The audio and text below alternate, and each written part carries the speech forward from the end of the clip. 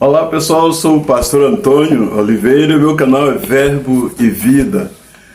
Se você é novo por aqui, inscreva-se no meu canal, deixe o seu like, ativa o sininho para receber notificações de vídeos novos, pois nós temos dias já para o lançamento de novos vídeos. Nós geralmente lançamos na quarta-feira às 8 horas da manhã e domingo às 8 horas. São os dias que nós sempre estamos postando um vídeo novo com uma mensagem de Deus para o seu coração. A palavra de Deus diz em Romanos 10:17 que a fé vem pelo ouvir, ouvir pela palavra de Deus, ouvir pela pregação da palavra de Deus. E este é o momento, a pregação da palavra é o momento em que Deus poderá falar ao seu coração. Mas vamos aos fatos da mensagem, vamos ao que vamos pregar neste dia. Eu vou falar sobre a ressurreição de Lázaro. No capítulo 11 do Evangelho de João, versículo 35, é um texto bastante conhecido e nele está escrito o seguinte: Jesus chorou. Jesus, ele era muito amigo do Lázaro, né? Diante da dor da perda do seu amigo causada pela morte, Jesus não se envergonhou de deixar mostrar a sua humanidade, de deixar transparecer o seu lado humano. Como nós sabemos, eu tenho repetido exaustivamente a respeito da divindade e da humanidade do Filho de Deus. Jesus era 100% homem e 100% Deus.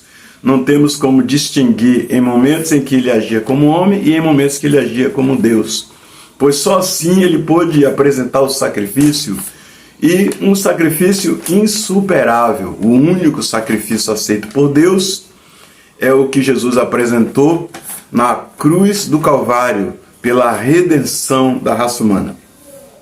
Mas toda a nossa dificuldade de aceitar a perda de qualquer ente querido nosso é que nós não fomos criados para morrer. Exatamente isso. Não fomos criados para a morte.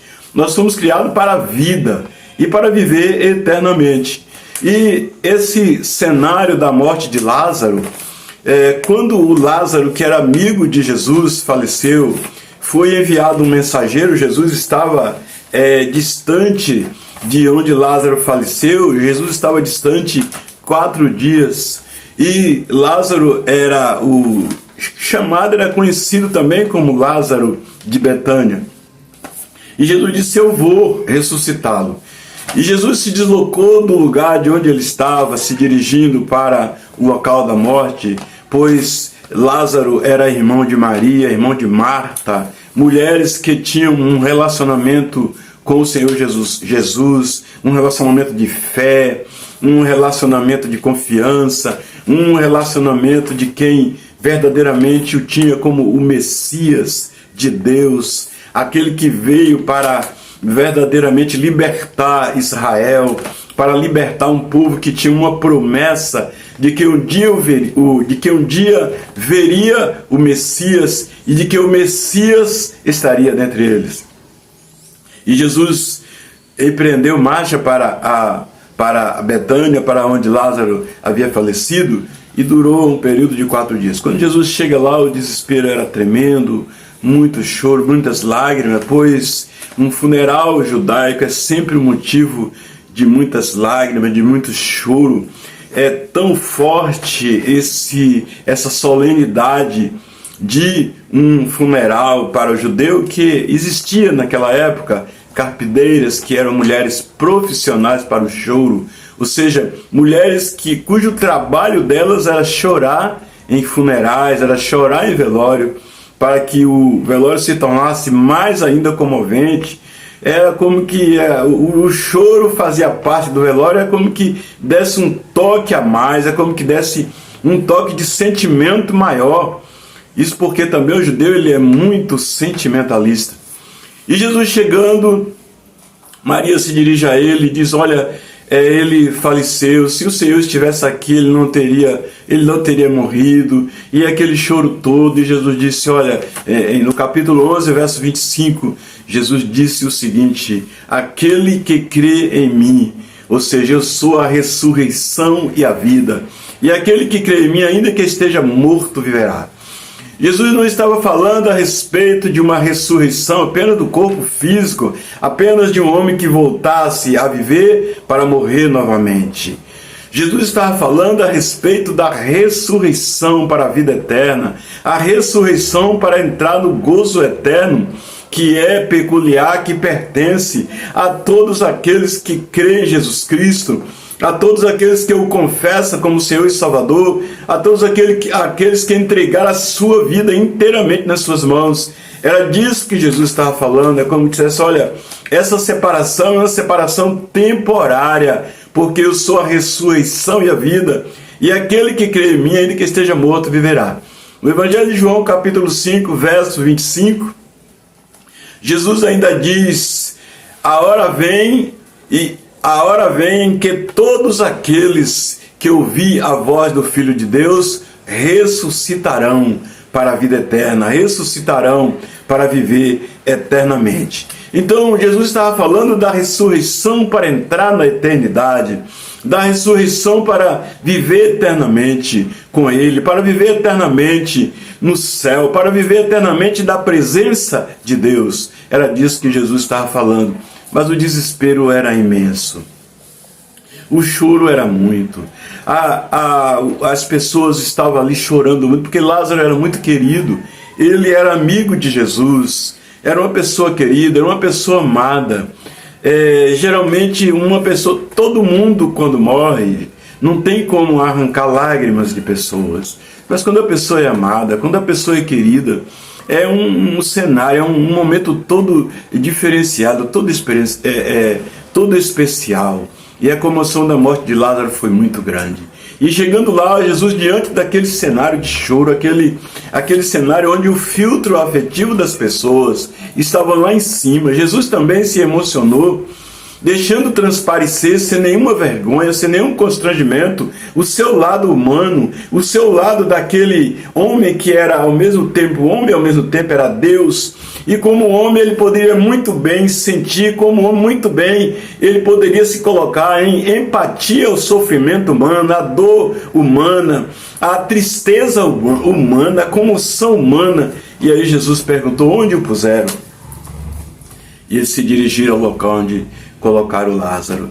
E Jesus, chegando lá, da porta do túmulo, uma espécie de caverna, e aí Jesus chega da porta do túmulo, Lázaro estava lá dentro, e Jesus deu um brado, Lázaro, vem para fora, e imediatamente aquele que estivera morto se levantou. Ele se levantou, a cabeça estava desenrolada, pois não era praxe do judeu embalsamar seus corpos, seus mortos. A cabeça já estava desenrolada, e levanta Lázaro do túmulo. Imagine você aquela cena tétrica daquele homem que estava morto, agora ele de pé começa a caminhar em direção à saída do túmulo. E aí Jesus dá uma ordem aos seus discípulos: desligai-o e deixai-o ir. Existem coisas que é Deus que faz na vida do homem, existe coisa que é Deus que faz na nossa vida. Essa parte do desligai-o e deixai-o ir é exatamente aquela parte que cabe a nós, que cabe aos humanos. Eu não sei, de repente você vive uma situação que aquela parte que competia a Deus fazer, Deus já fez aquela parte. Agora o que resta é a semelhança do Lázaro quando Jesus o ressuscitou, quando Jesus o chamou para fora, que Jesus deu a ordem, desligai-o e deixai-o ir. Existe aquela parte, o desligai-o e deixai-o ir, que é feita por nós. Existe coisas na minha vida que Deus já fez. Mas existe coisas na minha vida que foram concluídas, que foram feitas porque eu fiz. Era a parte que cabia a mim fazer, a semelhança desse desligai-o e deixai-o ir. Quem sabe Deus já te tirou da situação mais difícil. Quem sabe Deus, a semelhança do Lázaro, o Senhor já fez aquilo que era mais complicado na tua vida. sei lá como que a condenação que pesava sobre todo aquele que não se arrepender, que não confessar a Jesus como Senhor e Salvador, aqueles que não confessar os seus pecados, aqueles que não se arrependerem dos seus pecados. Quem sabe a coisa mais difícil Deus já fez, que foi conceder o perdão, conceder a vitória, conceder a redenção. Mas agora resta o caminho da santificação. E o caminho da santificação rumo à santidade é exatamente a parte que cabe, é exatamente a parte que está paralela ao desligai-o e deixai-o ir. Quero dizer para você que aquilo que compete a nós fazermos, aquilo que cabe a nós enquanto homem, natureza, enquanto humanos, Deus não irá fazer. Aquilo que cabe a nós fazer, somos nós que temos que fazer. O desejo de busca de santificação tem que brotar de dentro do coração daquele que nasceu de novo, daquele que foi restaurado, daquele que nasceu da água e do Espírito. O caminhar em um caminho de santificação, o caminhar rumo à santidade. Isso aí é o dia a dia de todo aquele que nasceu de novo, é o dia a dia de todo salvo. É aquilo que Paulo disse: morro todos os dias, esmurro o meu corpo, para que eu, naquilo que eu prego, eu não seja reprovado naquilo que eu prego para os outros. Há um caminho ainda a percorrer, queridos. Há um caminho ainda a ser caminhado. E esse caminho é exatamente, até Jesus voltar, o caminho da santificação, o caminho da pureza, o caminho da busca do Senhor. É o caminho da busca em oração, é o caminho da disciplina espiritual, que é o dia a dia, é o devocional, é a busca do Senhor, é a busca da direção de Deus, é o desejo ardente, é deixar a alma queimar pelo desejo da busca de santidade, da busca do ser cheio do Espírito Santo, da busca do se render inteiramente nas mãos do Senhor. Isso aí tem que nascer de nós. Isso aí é o desligar e deixar-o ir.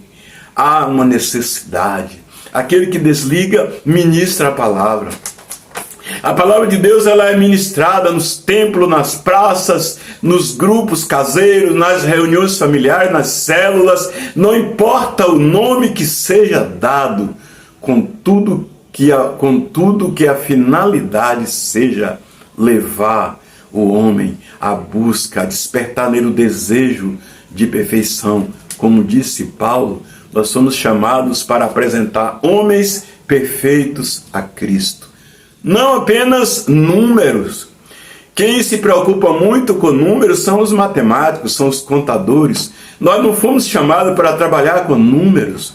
Nós não fomos chamados para buscar números, para desenvolver métodos, para buscar como que fosse, sei lá, uma matemática quântica. Não, nós somos chamados para apresentar homens perfeitos a Cristo. E o instrumento de apresentar homens perfeitos a Cristo é um só.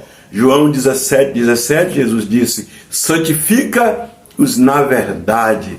A tua palavra é a verdade. É a palavra de Deus o instrumento maior de santificação. É o cajado do pastor, que é o instrumento de levantar os caídos. É a vara do pastor, como disse no Salmo 23, o salmista: a tua vara, o teu cajado me consola. A vara não é para espancar, mas a vara é para direcionar. Saiu do caminho, vai com a vara pelas laterais, trazendo aquele que é ovelha do Senhor para dentro do caminho, para dentro da direção correta, para dentro da direção aos passos verdejantes. Por isso, a ressurreição de Lázaro, além de mostrar a fragilidade da morte diante do poder ressuscitador de Jesus Cristo, também ela mostra o lado humano do Filho de Deus, e também ela mostra que ainda não acabou. Existe uma obra a ser realizada, que é esta obra de preparar os santos para o exercício do seu ministério, preparar os santos para viver em santidade, preparar os santos para buscar uma vida de santificação, até o nosso encontro final com o Senhor e Salvador Jesus Cristo, no arrebatamento da igreja, no tribunal de Cristo, nas nuvens, onde a palavra de Deus diz que todo o olho verá. Deus, pois, vos abençoe em Cristo Jesus.